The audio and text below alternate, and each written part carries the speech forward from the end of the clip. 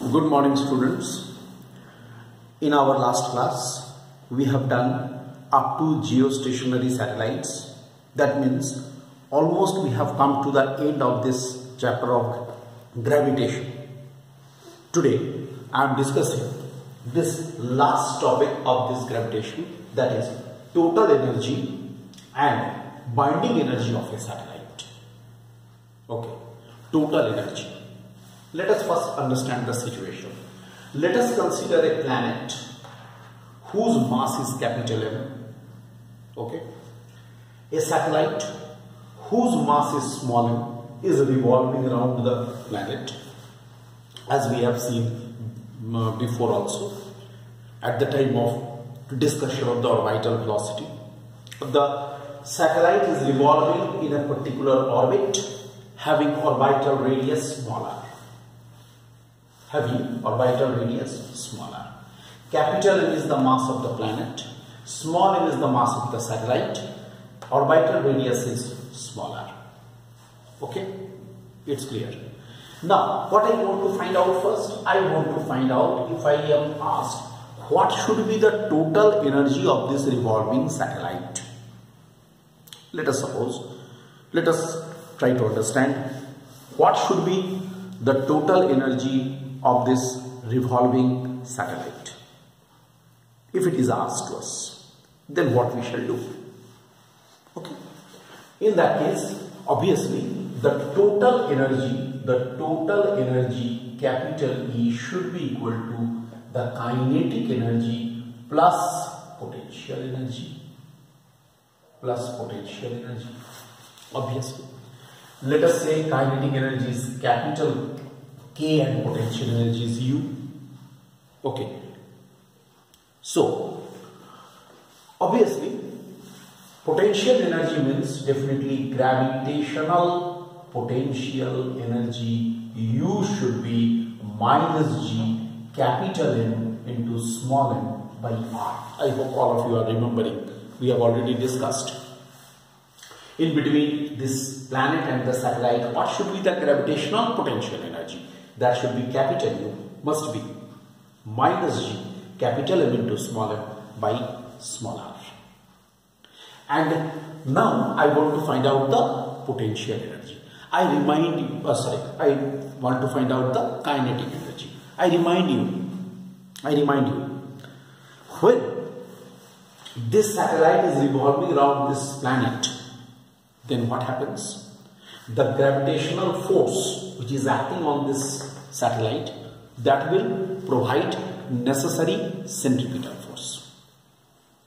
Gravitational force will provide the necessary centripetal force, means Fg should be equal to Fc. Already we have discussed it in our last classes.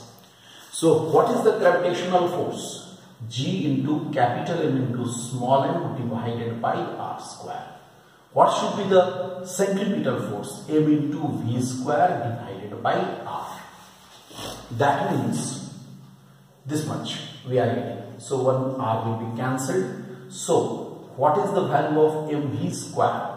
That should be here. Sorry. Don't cancel this. What should be mv square? G into capital M into small m by R. Then what is kinetic energy? Kinetic energy capital K should be half mv square. How much it should be? G into capital M into small m divided by twice R. So what is the total energy capital E should be?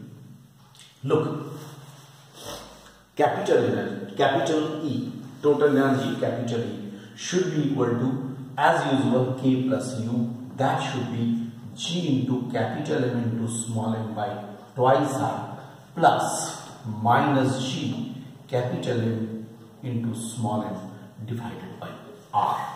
If you solve, you will be getting minus G capital M into small m by twice R. It should be the total energy of the revolving satellite. The total energy of the revolving satellite under this condition should be this. Okay. What is the significance of the negative sign? The negative sign in this expression indicates that in between the satellite and the planet there is a attractive force. Or you can say the planet satellite system. We can say that the planet satellite, we can say that the planet satellite system forms a bound system.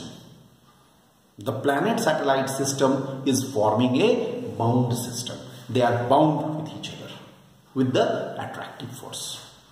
This is the significance of this negative sign.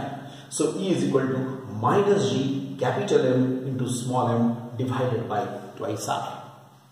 This is about this here, this total energy. Right? Now I want to find out one thing is very clear. If this satellite would have been at the infinitely large distance, then R should have been infinity, then the energy would have been 0. Right? Energy would have been 0. Now I want to find out the binding energy. Suppose what is the binding energy? You can write down first the definition of the binding energy. It is the energy required. You can write it is the energy required by a satellite. It is the energy required by a satellite. Okay, it is the energy required by a satellite to leave its orbit around the planet. To leave its orbit around the planet and escape to the infinity. And escape to the infinity. Okay. If I want that this satellite, which is bound by this much energy, it should be moved to infinity, then what we should do? We have to supply this amount of energy, right?